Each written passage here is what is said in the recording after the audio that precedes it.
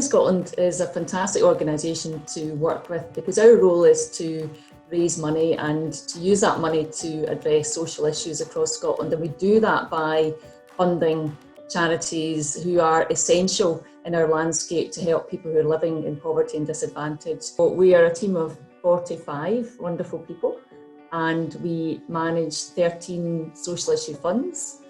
And we're managing at the moment around 120 million, or have managed 120 million pounds of investment, which, as you'll recall, we channel to those essential organisations who are best placed to help people across Scotland.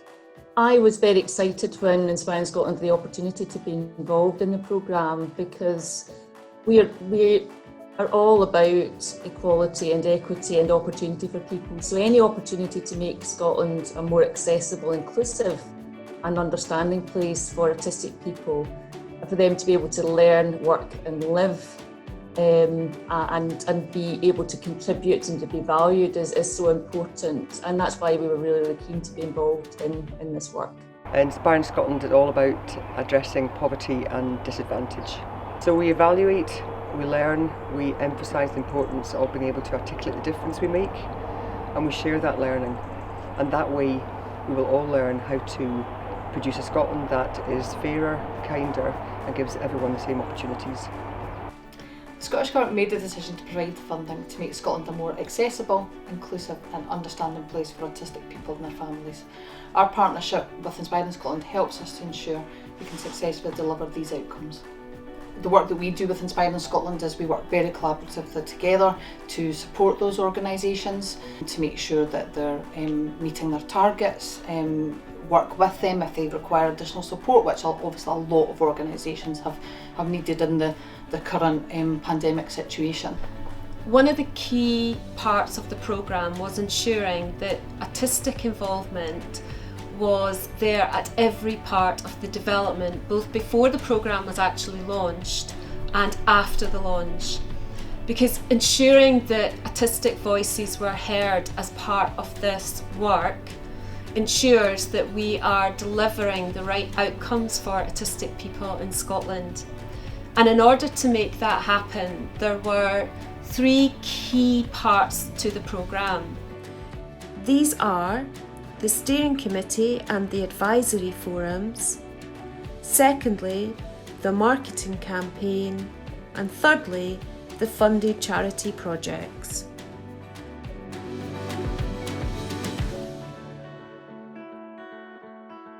A steering group that has 6 voting members. Those members are made up of 3 autistic individuals and 3 non-autistic individuals. And we spent a lot of time talking to and discussing with people who were involved in the steering committee about how best to make that work well for everyone. And I'm pleased to say that the steering committee has worked particularly well in terms of ensuring that the programme progresses as it should do.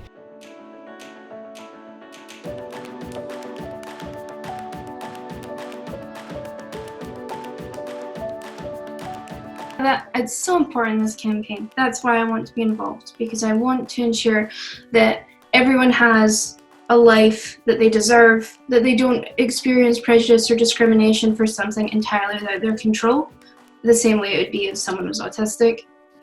I think the programme that the Scottish Government's doing, and which I'm on the steering committee for, is going to make a huge difference in terms of raising awareness of autism amongst the wider population in Scotland. I think that's absolutely crucial. People know about it. I think people know about autism, but maybe not quite enough. So hopefully this programme will give people a deeper understanding.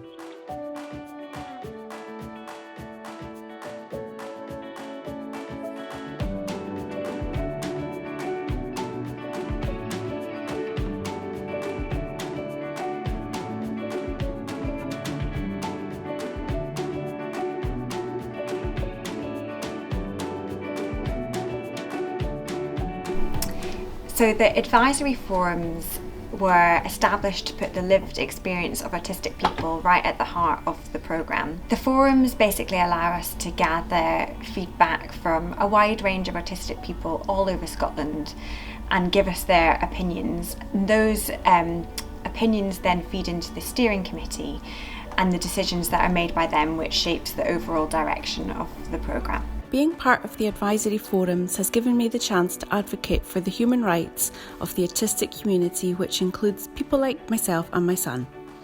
I've had the opportunity to share knowledge from our lived experience. It's important to feel heard and seen in representations of autism, and the forum has provided that space and has been a respectful and inclusive environment. I have loved meeting other autistic advocates and having the opportunity to make a connection and talk about our experiences. Taking part in the forums has reminded me that inclusion isn't a destination, it's an activity, and it's a feeling that happens in the here and now.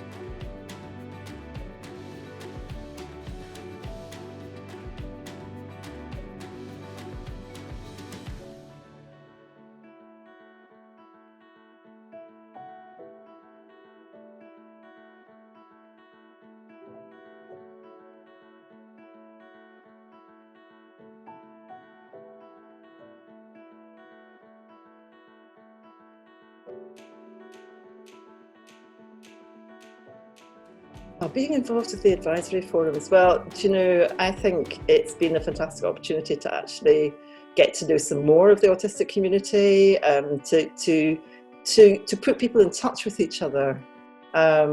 People that I knew already, but maybe haven't had much of a chance to talk with, for example. I love that. I love that network building. I love meeting new people and seeing other people get in touch with each other and just building that sense of community and identity. And so that's been really good fun for me. And just to be part of the whole campaign, really, in that, because I think it's so important. I really, really believe in this campaign, and I'd really love to see how so many autistic voices have been facilitated in this process. That's what I think is really hugely valuable. Everybody felt really valued, and I remember leaving the first meeting thinking that was just so much fun, that was great, that was really, really lovely. And I was showing everybody out from the building, and again, everybody was saying, when's the next one? Can we do this again soon? Let's meet up again. It was really nice. We ended up, as a charity, keeping in touch with a few of the forum members. I've been to quite a few of the advisory forums over the course of this campaign, including a somewhat tentative meeting in Glasgow not long after we learned about the pandemic that involved lots of hand washing. I've been really touched by the warm welcome I've received at all of these meetings, and as a team we've really appreciated how openly and generously people have shared their stories and experiences across these meetings. I'm a researcher, so I meet lots of different people in the name of doing my job. But despite that, I've got incredibly vivid memories of really specific moments from some of the advisory forum meetings. I won't mention any names, but stories of tiny day-to-day moments that are mostly straightforward for non-autistic people, but can become incredibly complicated and often painful for many of the people we've spoken to, simply because non-autistic people don't understand.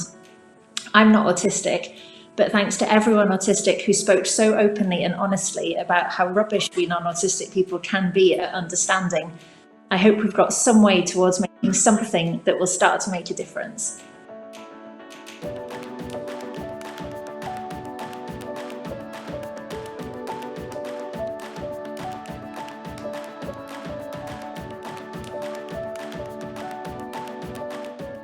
Working at a local level is key in supporting the messages being communicated via the campaign. 9 organisations in total are part of the programme. The projects focus on 2 key areas, employment and community. Employment, for example, could be increasing an employer's understanding of autism and working with employers to change their practices. Community could look to make participation more accessible and help autistic people live active and independent lives. Obviously, I then had to have a look at the employment project and go, well, how am I going to still manage to deliver this in the midst of this, what felt like mayhem, really. And I can honestly say that the support from Inspiring Scotland, it was just fantastic. And it wasn't just actual activity, it was the engagement, it was the genuine, warm, we want to help you do this kind of support that made you feel like actually you were working with really, really good friends who also knew what they were doing. And Understanding Autism campaign, the marketing side of it, has a call to action for people to go in and learn a little bit more about autism and what it is like to be autistic, how to support autistic people, how to treat autistic people.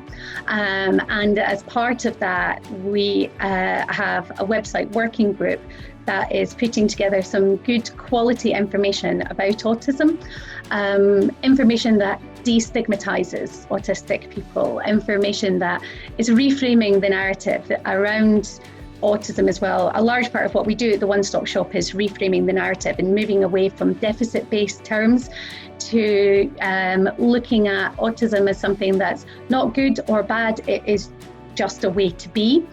So I think that the project in itself, because it does have that national reach, because we are involving the communities that we are supporting and that the challenges and barriers are affecting, but also because we have that balance of we're not just trying to support the autistic community, what we're actually doing is supporting the non-autistic community, which is the key to the whole thing, because actually to get engagement and to get people really and truly working for an inclusive, diverse workforce or community life, you know, we need the community involved in that, or the wider community involved. So it is really important.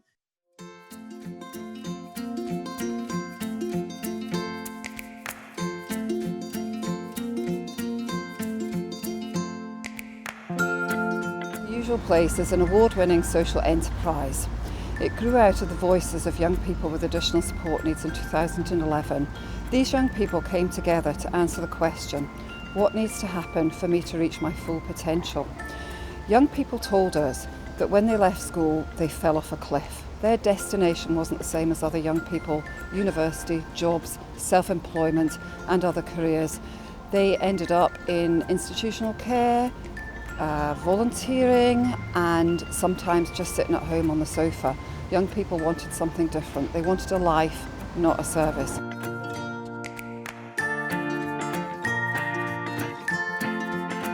So the original project was to encourage businesses to come along to the Usual Place, to come to business breakfasts, and we would then talk to them about the training that we have on offer. We offer training and we offer opportunities for people to come in and do a work placement with us from other businesses to see the skills and qualities that our trainees have and to see how those trainees could be really good employees for them in the future.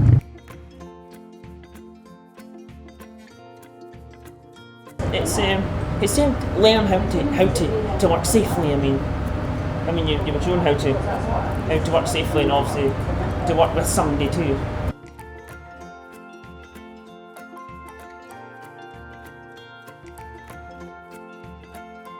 I'm trying to look for a job outside of here. So yeah, it's been fantastic. They've taken their time with me. What kind of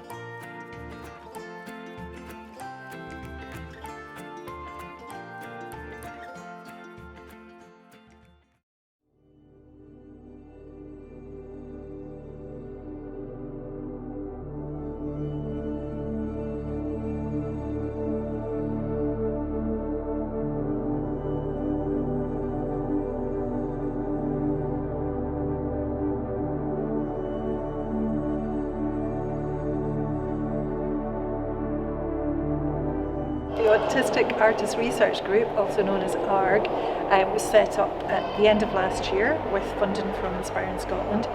And the original idea was that the group would visit Glasgow museums and sort of record their experiences there,